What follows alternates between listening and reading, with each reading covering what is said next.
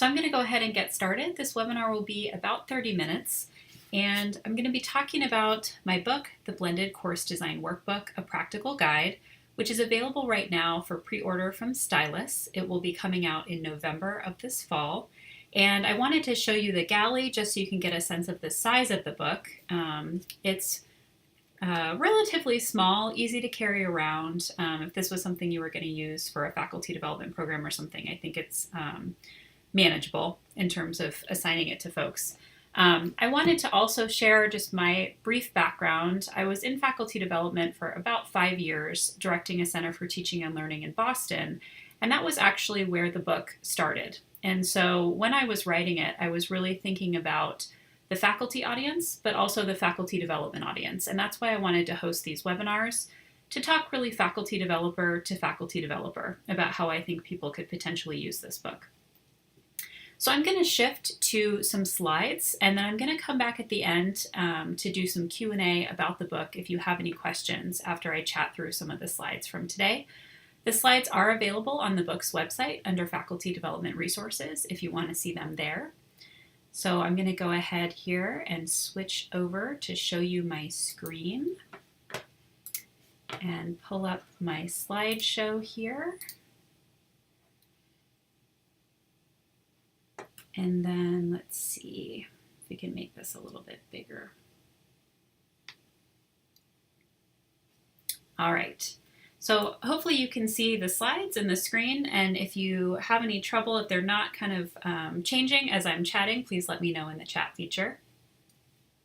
So an important thing to know about this book, first of all, is that it does have its own website with a lot of additional resources, and you can find those at bcdworkbook.com. That link is also included in the chat window if you want to take a look at it, and I'll talk a little bit later about the different kinds of resources that are on that website.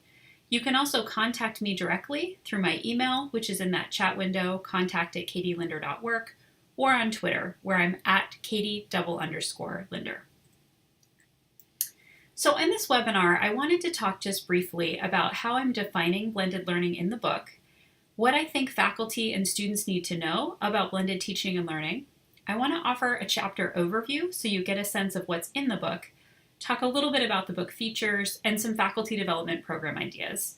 And then I'm going to end by talking about some of the bonus materials on the website and also some of the kind of special discounts that the publisher is going to be offering for the book for various things.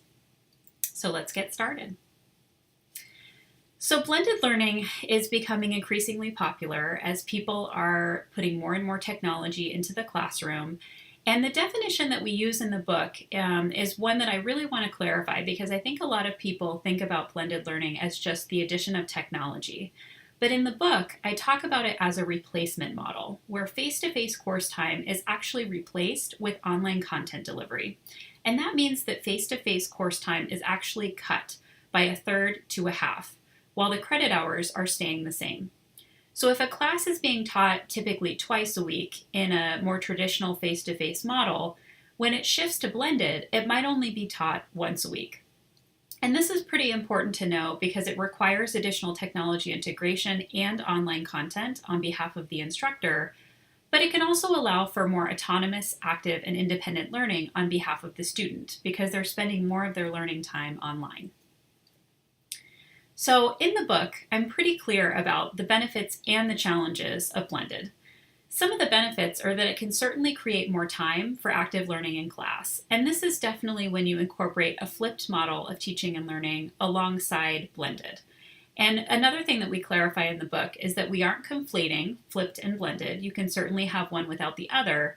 But a best practice of blended is certainly to put more of the online content delivery outside of the class so that you can use the in-class time for more active learning.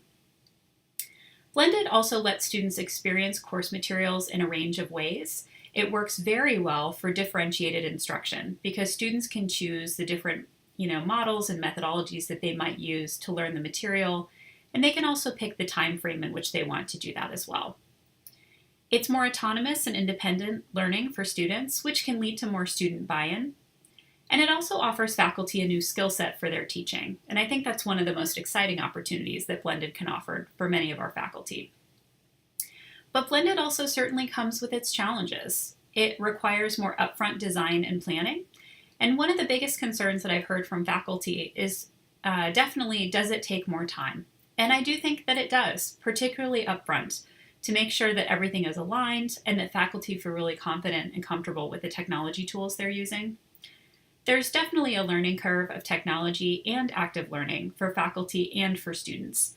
And so one of the big components of the book is really helping to acculturate students to a blended environment so they know exactly what they're going to be kind of encountering when they come into the course.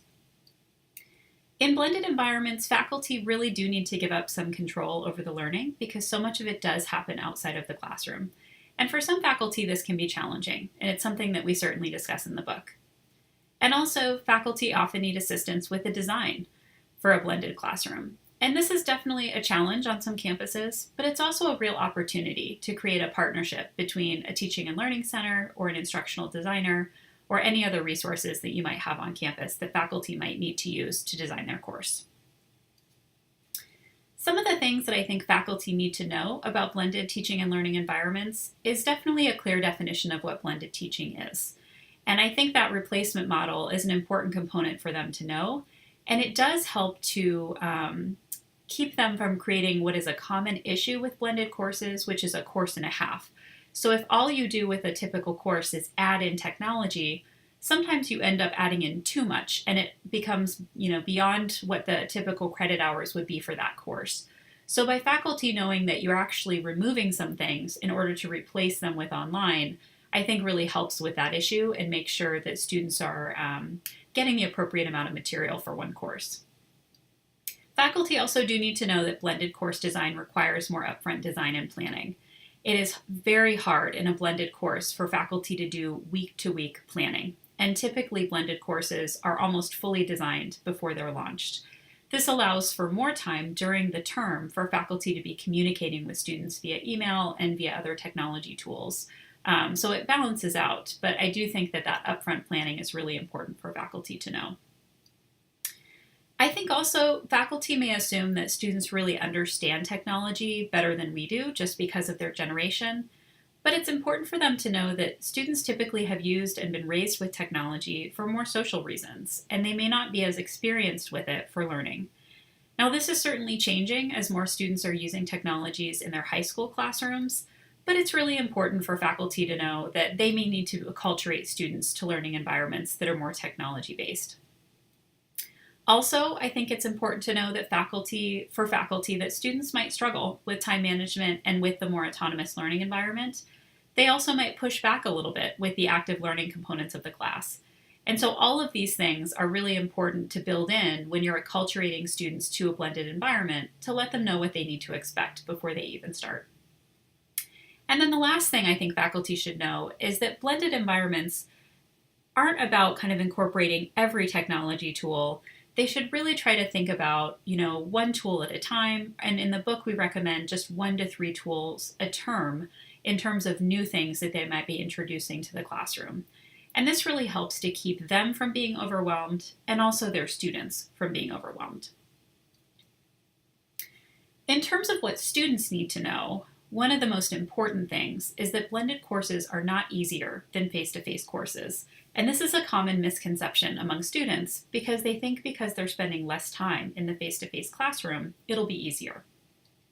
And we found that it's really not the case. It's very easy for students to fall behind in blended courses, especially if they're not used to taking more control of what they're doing outside of the classroom. And so they really need to know that this is a more independent and autonomous learning environment where they need to have skills like time management to help them make sure that they're keeping up with the course. It's also important for students to know that blended courses might require more and different communication strategies with their faculty members than they're used to. And this is really an important component, especially when students have questions and they're not sure when something's due or they're not sure, what they need to complete before they come to the face-to-face component of the course. So students may need to check in with faculty to make sure over email or over online office hours or in the face-to-face classroom that they really know what the expectations are and what they're meant to do. And then also, like I mentioned before, because blended courses require using technology for learning, Students need to be aware of that, and they need to know that they may be using technology tools in new and different ways than what they might have done previously when maybe they focused on using those tools for more social endeavors. So I want to just briefly walk through some of the chapters of the book so you can get a sense of what it covers and kind of the comprehensive nature of the book. The first couple chapters are really meant to offer more of a foundation of why has blended become popular, what are some of the ways that it's being used, and what does the research say about what do we know about what works. It also, in these first couple chapters, the book introduces backward design, which is a really foundational component for the entire book of working backward from the goals and objectives of a course through the different assessment opportunities and activities in the course to help students really connect what it is they're supposed to learn with the different activities and components that one might include in a blended environment. Chapter 2 starts out very quickly with that backward design model, and it really jumps straight into writing course goals and learning objectives. In this chapter, which is co-authored with one of the people that helped me co-design the original faculty development program that we used at Suffolk University, we really spend a lot of time talking through the definitions of goals and objectives, giving lots of examples, and specifically talking to readers about what are some opportunities for incorporating more technology-engaged goals and objectives, just based on the fact that it's a blended course. Chapters 3 and 4 also pair really well together, thinking about assessment in blended courses. Chapter 3 really gets into some of the fundamental components of assessment, about formative and summative assessment and rubric design and things like that. And Chapter 4 outlines a range of online assessment tools that can be used, some within a learning management system and some not, so that you can really make sure that you're leveraging all the different technologies that might help your students learn through the assessments that you're providing them. We also include in these chapters an overview of what do we know from the research about online academic misconduct and cheating, which is a common concern for faculty when they're starting to move assessments into the online environment. Chapter 5 is a chapter that got added after reviewer feedback, and I'm so glad I had the reviewers I did because I really think this chapter makes the book a lot stronger. In this chapter, I focus on different learning activities that can be designed specifically for blended environments. And it starts to get into a little bit about the alignment between in-class and outside of class activities. And this chapter also focuses specifically on things like group work and also incorporating metacognition into the blended environment. It has lots of examples throughout. That leads really nicely into Chapter 6, which is all about course mapping and making sure that your course is really aligned between the outside of class activities and the in-class work. This is something I think that is one of the most common issues with blended courses, is that the outside of class work and the in-class work are not aligned, and students don't see the relationship between the two. So we focus on this quite a bit in Chapter 6 and offer lots of templates and guiding questions and examples so that people can see how they can make those alignments really clear for students. Chapter 7 is focused all on the learning management system and the various tools that are kind of most common across most of these systems, just to give faculty a sense of the depth and breadth of different options that they have as they're building their blended course within this environment. This is the chapter that you could certainly skip to in the very beginning if you wanted to kind of have this foundation before you even started working your way through the book, because each chapter does have different tasks that are associated specifically with building out your learning management system. So if you are working with an audience that was really unfamiliar with it, you could certainly preview Chapter 7 first, just to make sure everybody was on the same page. In Chapter 8, this is a chapter also co-authored with someone who actually did a dissertation on social presence, so I'm really pleased that she could write this with me. This chapter is all about how do you build community between your students and between your students and you. And this is something that is often instinctually done in the face-to-face environment, but we need to do really intentionally in the online environment. So we give lots of really concrete examples about how to transition kind of what typical social presence might look like face-to-face into online, but also some kind of innovative ways of creating online social presence as well. In Chapter 9, I overview a lot of the different resources that are already out there that faculty can find and include in their blended courses so they're not having to kind of recreate the wheel in terms of creating new materials. So this is a chapter that focuses on online educational resources, library resources, publisher resources, and those kinds of things. It also really focuses on making sure that whatever you find is accessible, especially for students who might have disabilities in your courses. This chapter pairs really well with the following Chapter 10, which is all about creating multimedia resources if you can't find what you need online. This chapter covers things like lecture capture, and it focused specifically on creating videos and podcasts, so that if faculty are thinking about creating their own resources, they can look here for some general best practice principles and some ideas for how to get started with that. This chapter also really points faculty to online or to campus resources that they may have available to them, as well as pointing out some online resources as well. Chapter 11 is co-authored with the same person who authored Chapter 8 with me, and we really focus on mobile devices, apps, and social media, and providing really concrete definitions for kind of the more popular apps and social media platforms, as well as some ideas for each one about how they can be incorporated into the online environment to help students learn. So this is a really good chapter for faculty who may be feeling a little overwhelmed by the different technologies that are out there and who might be not sure what to include in their blended course. This chapter offers a really nice overview of some of the more common tools and resources. Towards the end of the book, I start to talk about things like the blended course syllabus, which by the time you've gotten to this point, you've worked through a lot of activities and templates and guides that would give you a lot of the components that would end up being in your blended course syllabus.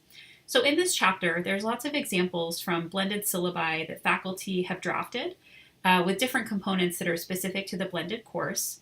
The appendices also include a couple of sample syllabi, so faculty can see, a complete syllabus and what it looks like for a blended course. Chapter 13 is all about acculturating your students to the blended environment with things like welcome videos and ways to check to make sure that they really understand the tools before the course even gets started.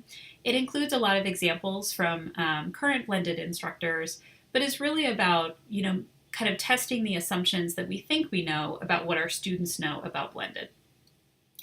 The last chapter, the conclusion chapter, includes two really extensive checklists. One is more broad and is really related to the kind of entire book in terms of have you included all of the different components in your course that we've discussed throughout the book. The second checklist is specifically focused on online accessibility and making sure that all of the components of your blended course are accessible for students who have sensory or other disabilities.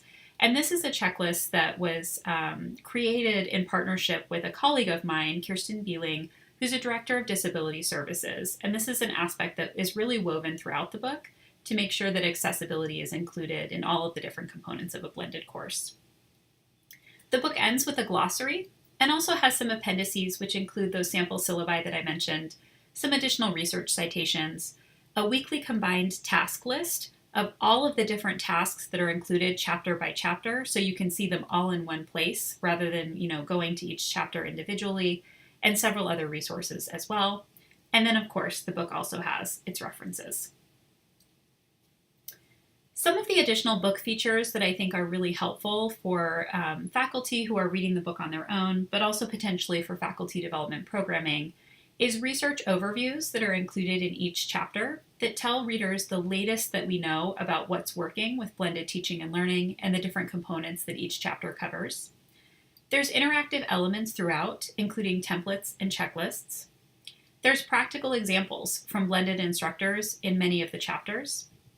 And each chapter also ends with specific tasks, some of which are more pedagogically oriented, and then there's also a separate section in each chapter specifically for learning management system design.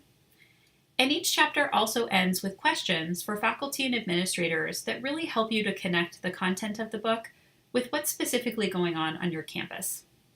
The other piece that I'm really proud of, I think it's really helpful, is a glossary of terms in the back that also tells you exactly what chapter each term is in. So if there's something in particular that you want to know a definition for and you want to read more about it, you can go to that glossary and find it where you might find it more in the book.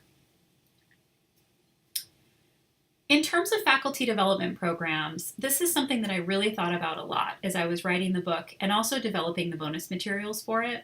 I think the book certainly works well with one-off workshops or a series of workshops that might be related to specific chapter topics. For example, you could use the chapter about finding resources online to give a workshop on open educational resources. But I also think the chapter works really well for a blended course design institute model where you might have a multi-week program that's specifically helping faculty to design blended courses. The book is actually based on a 6-week model that we used at Suffolk University, where we simulated a blended experience with both face-to-face meetings that happened weekly and then online activities that occurred in between those weekly meetings. Each week, we would do a morning 2-hour session on course design that was more pedagogically oriented, and then we would have an afternoon session on technology training and pedagogy integration with faculty in a computer lab. The book can really be used as a curriculum with those activities and can definitely be modified as needed for institutional specific information. So there's actually a schedule, a sample schedule that's included on the book's website if you want to take a look at it.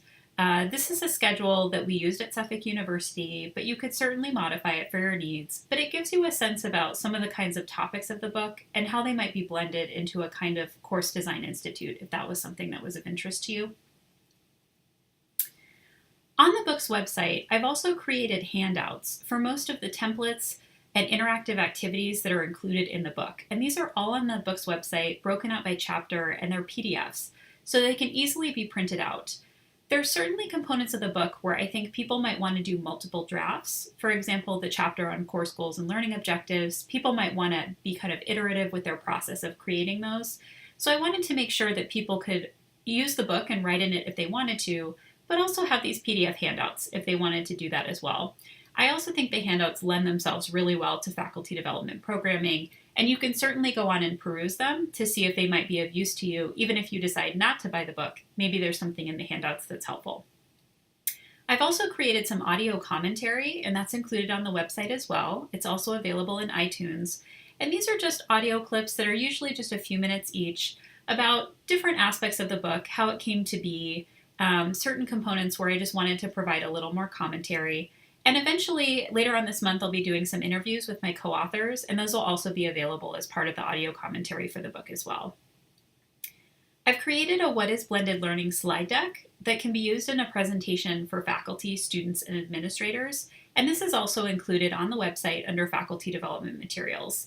I welcome you using that slide deck and modifying it for your campus if there's something that you want to present on your campus specifically about what is blended learning, or if you do a workshop about that. So all of these bonus materials are available at bcdworkbook.com. The book is now available for pre-order, and I wanted to make sure that you knew about the different offers that are happening with the pre-order specifically. So the publisher is offering a 20% discount for pre-orders that occur through the Stylus website. So you can use the code BCD20 to get 20% off the book, which makes it $24. And I believe they're also doing free shipping with that discount code as well. And if you pre-order the book, the other thing I'm offering is a free 30-minute consult with me to talk about how you might use the book in faculty development programming, or if it's a faculty member ordering the book, how they want to just consider designing their blended course, or if they have specific questions about blended course design. So if you pre-order the book through Stylus, I'll be reaching out to you to let you know about that 30-minute consult offer, and I'll be offering those throughout the next year. So there's plenty of time to take me up on that.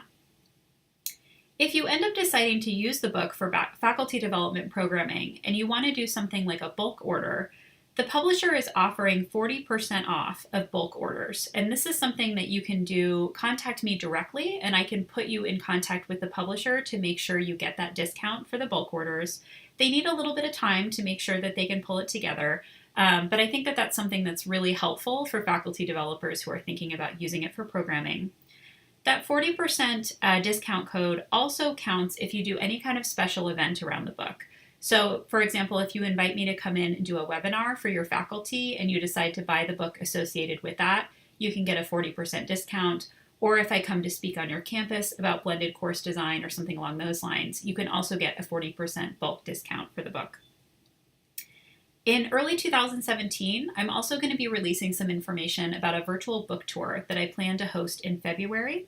And if this is something that might be of interest to you, if you want to host a stop on that virtual book tour for a webinar on your campus, please feel free to contact me to let me know.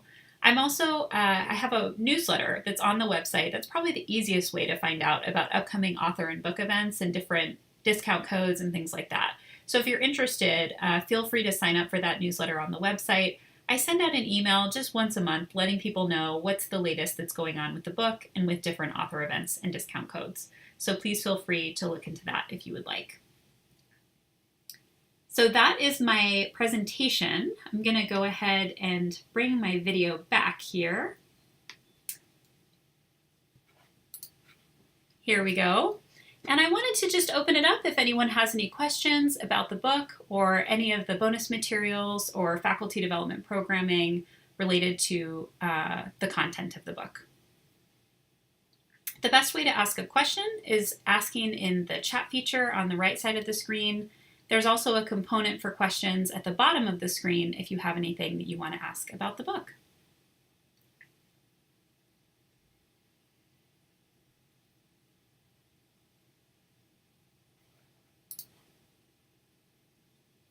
All right. I don't see any questions, so I'm going to go ahead and close out the webinar for today. I will be sending a follow-up email with a replay option for the webinar if you have anyone else that you think might want to know more information about the book, or if there was information that you want to view again. I want to thank you again so much for your interest in the Blended Course Design Workbook, a practical guide. I hope that it's helpful for you. Thanks so much for attending, and have a good rest of your day.